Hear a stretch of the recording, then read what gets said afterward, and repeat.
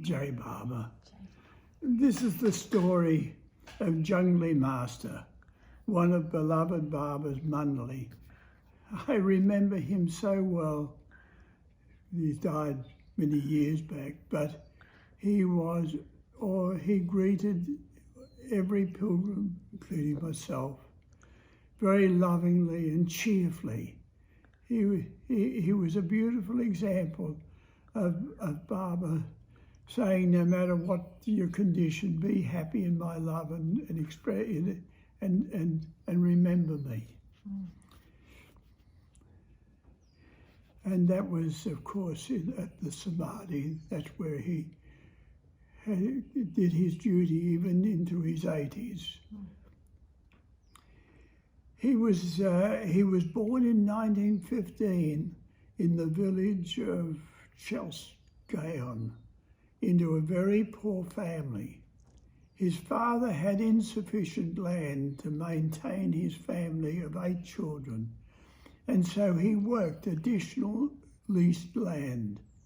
His income was still barely sufficient for the family, and Janglemaster said his father lived under great difficulty, but also with great courage. He was the 3rd of the children, and before his birth he was fully expected to be born dead. There was no medical facility in the village, and the elderly village midwife had actually prepared for the child's burial. There was, needless to say, great astonishment to find that the expected dead child cried out on being born. Although he did not fall seriously ill during childhood, he did have a number of accidents that meant he missed much of the early schooling. At 1 year of age, he fell about 10 feet from a parapet and was injured. Fortunately, a passerby took him to his parents. Again, at 8 years of age, he was badly injured during one of the village's festivals, with the wheel of a cart falling on his back. He was carried unconscious to his home, but again, fortunately, a visiting cousin and a student of Ayurvedic medicine treated him, and after some time enabled him to walk properly once more. It could be said that in any case the boy would survive, because he was destined to become an active member of beloved Baba's Mandali. At age 15, he passed the 7th grade in school, and also in the same year he was married to Muktabai. But again, around the same time, an uncle arranged for Janglemaster to be placed in an orphanage school with boarding and lodging facilities some distance from the school. The orphanage was mainly for the Brahmin community, but out of a total of 75 inmates, 15 places were reserved for the low-caste Marathi community, and Janglemaster was one of those. There was no government aid for the school, and it was run on donations, supplemented by some boys going out each day to beg for food. This food was then shared by all in the evening, whatever the quantity, and in the morning breakfast was cooked for the Brahmin students, with the Marathi group cooking their own bhakri.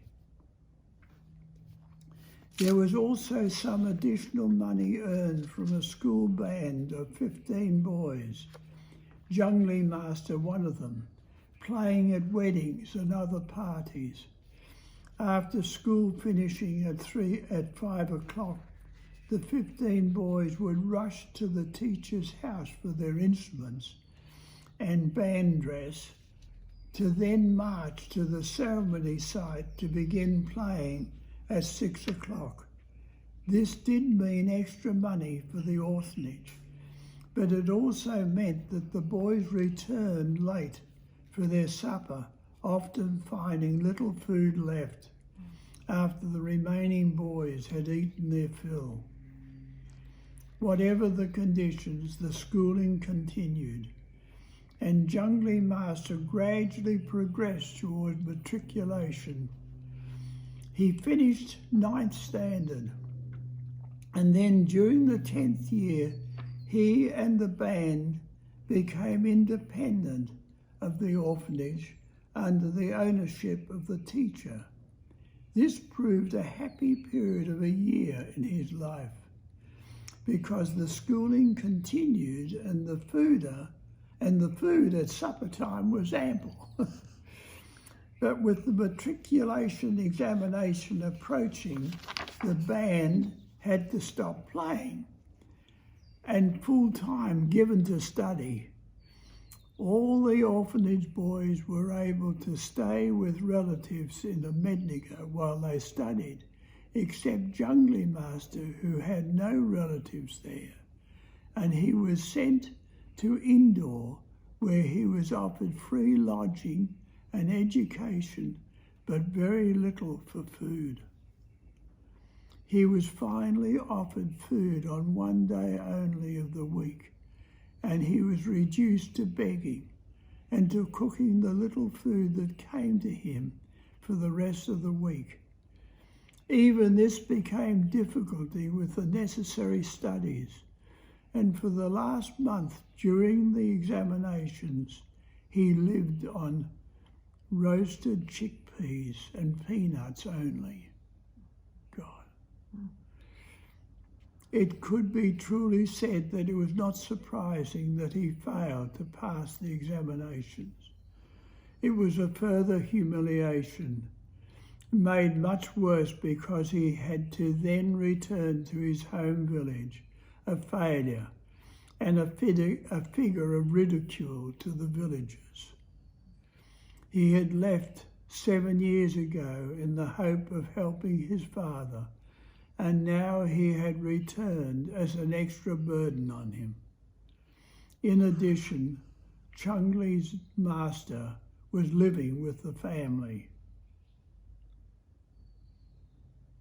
And in addition, Changli's wife was living with his family. During the next 18 months, mid-1937 towards the end of 1938, there was a severe drought, and it was a period of extreme difficulty for the family.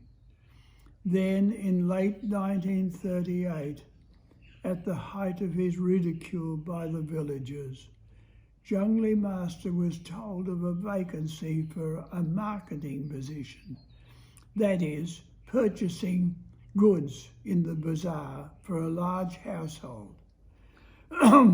Even though he did not have either the money for the fare to Abednego nor decent clothes for the interview, he immediately prepared to go, and his spirits were high and confident. To his surprise too, his father was very supportive of his decision to seek the position, although he was unable to give him the money for the bus fare. Fortunately, a friend loaned him the money, and he arrived in Abednego on the 15th of October, 1938. There he met the friend who had informed him of the position, and he was taken to a medical shop to meet Vishnu Master, one of the long-standing Mandali. He then told Janglemaster that the position was with a Sri Maya Baba for his ashram, and that when he was seen by him, he was to take his darshan and answer all questions directed to him. Vishnu also said that there were many men staying with Sri Maya Baba who had given up everything to do so, and he was advised to be tactful and not react to any pressure the men might put on him. Vishnu then sent him to Mehrabad with Sidhu Kambal, and he stayed the night there. Early the next morning, he had his darshan of beloved Baba in the Ruhuri cabin, and then sat politely next to Vishnu while the following questions were asked of him. Do you want to take up this job? Are you married? Do you wish to study further?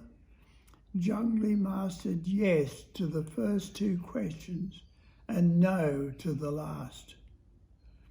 Baba immediately employed him and told him to go with Sidhu now for the marketing.